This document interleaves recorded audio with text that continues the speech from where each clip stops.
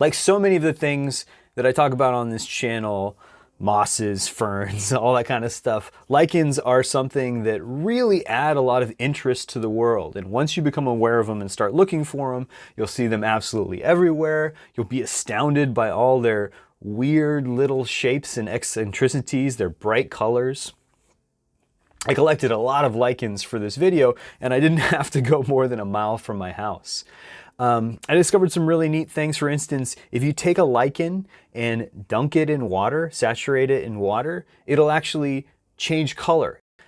I bet you'll be surprised how ubiquitous these things are and how they're absolutely everywhere. There's all different kinds, all different colors, yellows, greens, whites, oranges, everywhere all around you.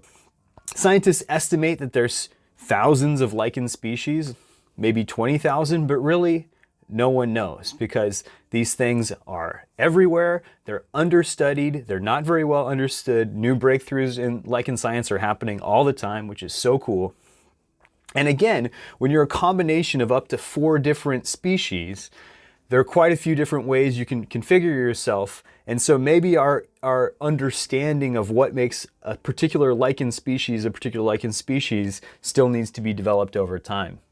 Because maybe if you have the same microbiont, but you use an algae instead of a cyanobacterium, that gives you 2 different, totally different morphologies. And whether you have a yeast or not, you might have different chemicals involved. There's so many different variables with putting a lichen together that make them so absolutely fascinating.